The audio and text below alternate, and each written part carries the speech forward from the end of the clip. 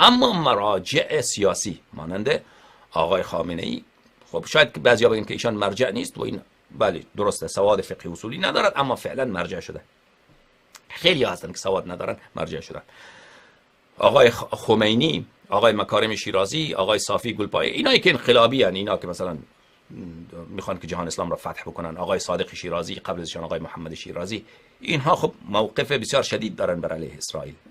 اما بقیه مراجع سنتی که عرض کردم، اونها از اونها مثلا شما آقای خویی کدام بیانیه‌ای داده باشه برای علیه اسرائیل، شاید داده باشه اما خب چیزی تحرکی برای علیه اسرائیل نکرده.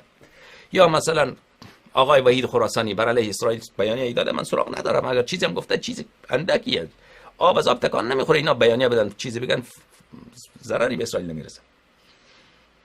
اما این مراجع انقلابی، آقای خمینی و خامنه، اینا که دولت در دستشونه، دستگاه در دستشونه و اینها زیاد فعالیت کردن، اینها توانستن، مثلا این قابل انکار نیست که خب بر علیه اسرائیل جبهه بگیرن، گروه‌های زیادی را بر علیه اسرائیل مسلح بسازن، تبلیغات به راه بیندازن. و این هم دوستان عزیز، این مسئله فلسطین هم یک مسئله که هر کسی در جهان اسلام که مشروعیت میخواهد مسئله فلسطین را علم میکند.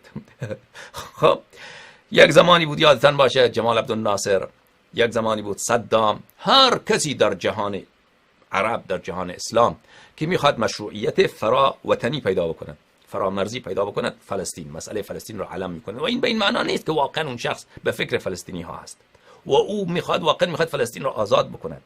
نه، این به این معنا نیست. این یک اسباب خوبیه، یک ابزار خوبیه برای عوام فریبی، برای جمع کردن مردم به رهبری خود و مشروعیت بخشی به رهبری خودش. آیا واقعا آقای خمینی و آقای خامنه ای اینها معتقد هستند که مثلا فلسطین را قضیهش را یکسره بکنن به عنوان مردم مظلوم، یا از این به عنوان یک ابزار تبلیغاتی استفاده میکنن؟ ببینید عزیزان من، در کنار آقای خامنه ای شما دیدید در سالهای 19 او بعد از 1990 میلادی جنگ آذربایجان با جنگ ارمنستان واقع شد. شیعیان بر علیه مسیحی ها. آقای خامنه‌ای طرفداری از کی کرد؟ درسته؟ طرفداری از مسیحی ها کرد، بر علیه شیعه، بر علیه شیعه. و شما بپرسید از مردم آذربایجان، شیعیان آذربایجان، شیعیان باکو، همیشون فاش میدن به دولت ایران، به خاطر اینکه در سخت‌ترین شرایط اینا دست به دست یک نظام بسیار، یک دولت بسیار فاجر، دولت ظالم بر علیه شیعیان دادن. در جنگ چچنیا چند بار در چچنیا جنگ شد، در چچنستان. آقای خامنه یک کلمه نگفت، یک کلمه نگفت. و شما گروزنی، در گروزنی چه جنایت هایی که واقع شد. فلسطین هیچ پیش گروزنی، کشتاری که همین پوتین و قبل از این یلتسین در گروزنی انجام دادن از مسلمان های چچن، ما نمیگم که اونا شیعه هستن، نه، اما این ندا دادن و فریاد زدن و شعار دادن که ما از مظلوم دفاع میکنیم، یک دروغه، یک عوام فریبیه که آقای خامنه‌ای و آقای خمینی این مسائل رو علم کردن. در چچن، در گروزنی چه کشتارهایی کردن. فلسطین هیچ، اسرائیل یک صدم را به حق فلسطینیان نکرده.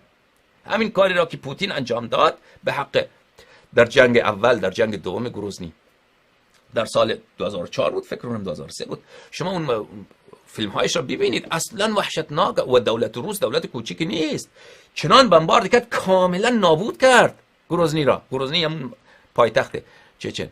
و این را نه یک مرتبه، چند مرتبه انجام دادن اینا و خامنه هیچ. پس این گفتن این که اینها به خاطر فریاد رسی به مظلومین این حرفا را میزنن، این حرف دروغه. این دروغه. همین الان در چین بر مسلمان ها چی میگذرد؟ آقای خامنه‌ای کاملا ساکته.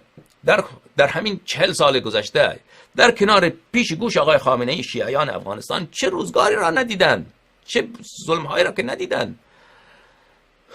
و این دولت ایران در مواقع مختلف، در شدیدترین شرایط، بدترین شرایط که بر شیعیان افغانستان میگذشت، همیشه با قاتلین شیعیان دست دوستی داد. در همین سالهای آخر دست دوستی با طالبان داده، به طالبان اسلحه میدهد، طالبان را تربیت نظامی میکنه. لذا این که ما این حرف که دولت ایران اعتقاد به مسئله فلسطین دارد، این یک حرف دروغی بیش نیست، یک حرف باطلی بیش نیست. این یک ابزاریه برای عوام فریبی، برای اینکه جوانان عرب را در کشورهای مختلف اونها را گول بزنن و برای اینکه رهبریشان را مشروعیت بدن فراتر از مرزها.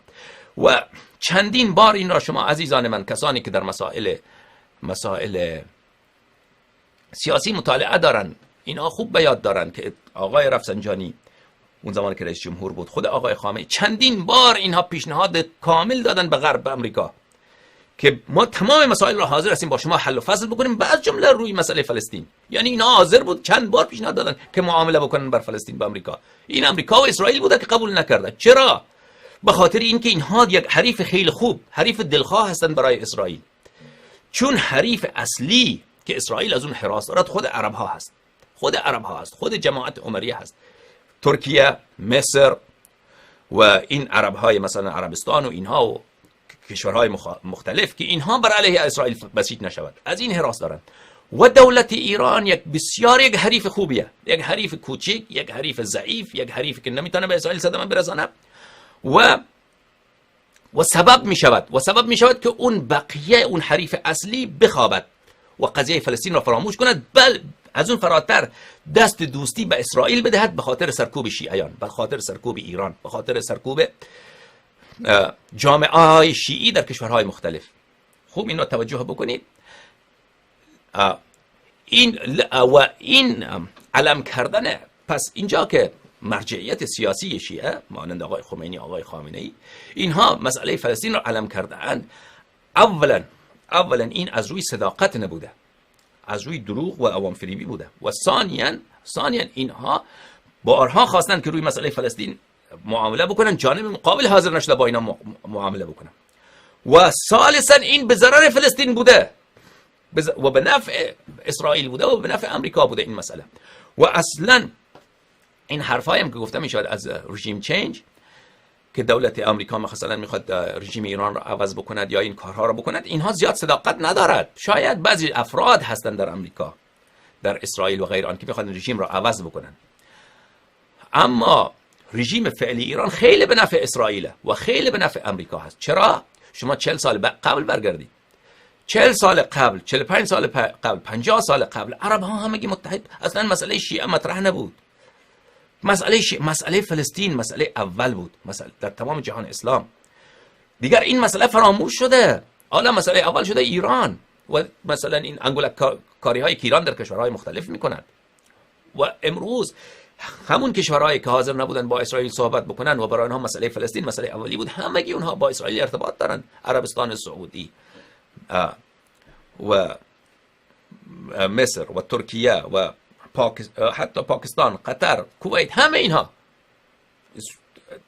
و رفت و آمد دارن، تجارت دارن و به عنوان یک متحد بر علیه شیعه از اونها استفاده میکنن. لذا این نه به نفع ما شیعیان بوده. خب این مسئله که مسئله فلسطین برای ما شیعیان هیچ اهمیتی نداره، این واضحه. نه فلسطینی ها شیعه هستن، نه اونجا سرزمین اونها برای ما سرزمین مقدسیه. سرزمین مقدس ما کربلا هست، نجف اشرف هست، بقیع هست که اونجا بله قبور ائمه طاهرین علیهم السلام اونجا ویران است، ما اجازه زیارت نداریم. شما رفتید نرفتید بقیع؟ برید بقیع و حال زوار شیعه را اونجا ببینید. از همه مظلومتر این آقای خامنه‌ای حرف از عزت میزنه، این نامرد مفعول. کدام عزت؟ برید در بقیع با زوار ایرانی چگونه برخورد میکنن. ما ظاهر شیعی ایرانی را جلوی چشم زنش واسیلی میزنن که برو از اینجا، حق زیارت نداری.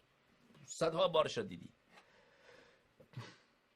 اونجا یک کلمه در این، نه آقای خمینی نه آقای خامنه‌ای در این 40-45 سال یک کلمه نگفتن درباره بقیع.